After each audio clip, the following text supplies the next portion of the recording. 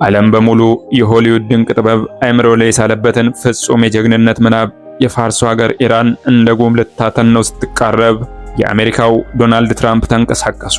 ቦምብ ጣይ ጀቶችን ጨምሮ 155 አውሮፕላኖች ኢራን ሰማይ ላይ ክብራቸውን ለመታደግ ተሰማሩ። በደቡባዊ የኢራን ሰማይ ላይ የአሜሪካ ጀቶች ዝቅ ብለው በረሩ። ግብግቡ በደረራበት ሰዓት የኢራን መንግስት አንድ በተለይም ዛግሮስ ተራራን ተንተርሰው ለሚኖሩ አርብቶ አደሮች የሚያስደስት ዜና አሰማ። ተመቶ የወደቀውን የአሜሪካ ወታደር ይዞ ለሚያቀርብ ሁሉ የ$60,000 ሽልማት እሰጣለሁ ብሎ አወጀ። የኮግሊውና አህመድ ቦየር ተራሮች አርብቶ አደሮች ጠመንጃቸውን ወልውለው የአሜሪካን የጀት ቀበኛ አግኝተው እንደ ቅርጫ ለመቀራመት ወደ ቦታው አቀኑ።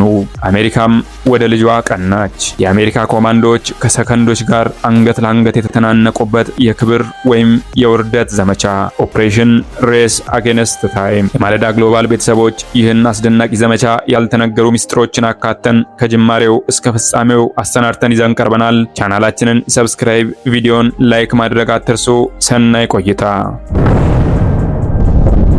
ሐሙስ ለአርብ አጥቢያ የኢራን የጦርነት ድባብ ያንዣበበበት ሌሊት ሲነጋጋ የአሜሪካ የጦር ጀቶች 11000 በላይ ኪሎሜትሮችን አቋርጠው ኢራንን በቦምብ ሊያነዱ ባለፈው ሰኔ ላይ ደጋግመው የሞት በላ ሲጥሉበት ወደ ነበረው ኢስፋሃን በረሩ። ዱድ 44 የተሰኘ የበረራ ኮድ የተሰጠው F-15 ኤግል ስትራይክ ጀት ሁለት ሰዎችን ይዟል።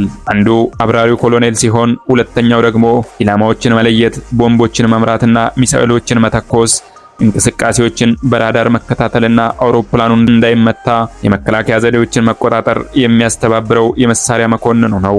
ወታደሮቹ በኮድ ስሙ ዱድ 44 አልፋ በተሰኘው F-15 ጀት ውስጥ ሆነው እንደለመዱት የኢራንን ሰማይ በቦምብ ሲያርሱ ፍጹም ያልጠበቁት ገጠማቸው። አውሮፕላናቸው በኢራን የአየር መቃወሚያ ሚሳኤል ተመታ። ፓይለቱና የሥራ ባልደረባው በሕይወት ለመቆየት አማራጫቸው አንድ ነበር፣ በፓራሹት ተንሳፎ መውጣት። ምንም እንኳን የጠላት ምድር ላይ ቢሆኑም አደረጉት። አውሮፕላኑ ከኢራን ሰማይ ሲከሰከስ ወታደሮቹ በፓራሹት ወረዱ። ኢራን የአሜሪካና የእስራኤል ተዋጊ ጀቶች ካሊፎርኒያ ወይም ኔጌቭ ሰማይ ላይ እንዳለ አንድ የግዛት ሰማይ ሲንሸራሸሩበት የከረሙት ሰማያዋ ላይ ጠላቷን ወደ ምድር ከጣለች በኋላ በቴሌቪዥን መስኮት የጠላት አውሮፕላንን መተን ጥለናል፣ ፓይለቱም በፓራሹት ወርዷል።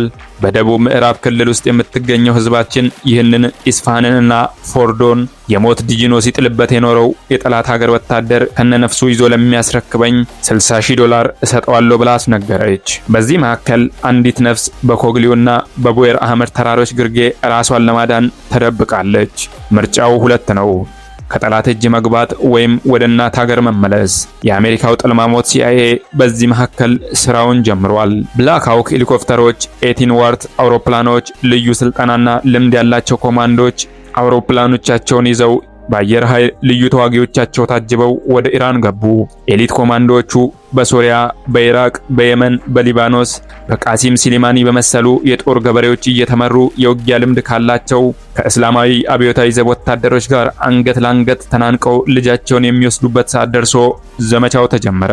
የመሳሪያ መኮንኑ በፓራሹት ከወረደ በኋላ ፓይለቱን በአየር ላይ መተው ከሚፈልጉት ባልደረቦቹ ጋር ግንኙነት ፈጠረ። አሜሪካ አንደኛዋን ልጇን አገኘች። ደግሞም ፓይለቱ የወደቀበትን አቅጣጫ በትክክል መረጃ የሚሰጠውን የመሳሪያ መኮንን ልጇን። 21 ፓይለቱን ለመፈለግ የተሰማሩ አውሮፕላኖች ውስጥ በድጋሚ ኢራን አንዱ ላይ እንደገና ምቷን አሳረፈች። ነገር ግን ፓይለቱ ወደ ኩዌት በረረ። ከጠላት የአየር ክልል ራቀ።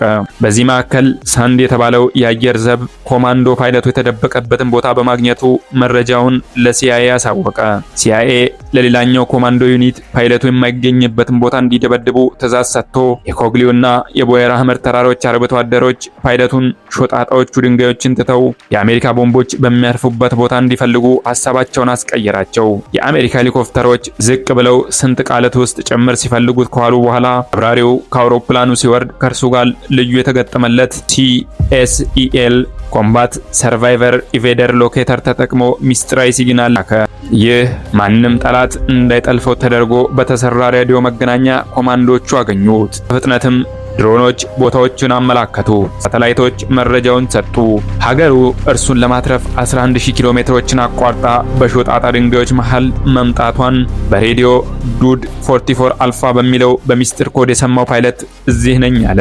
ይህ ሁሉ ሲሆን እነዛ ቃሲም ሲሊማኒ የሚመራቸው የሶሪያ ነብሮች የኢራን ወታደራዊ ኃይሎች በሀገር በወንዛቸው የመጣውን ጠላት ከመዳፋቸው ላይ ገዳያቸውን እንዳያነሳ ድንገት ደርሰው የጥቁር ጠላቷን አሜሪካዊ የጀት አብራሪን ለመያዝ ከፍተኛ ጥይቶች መተኮስ ጀመሩ።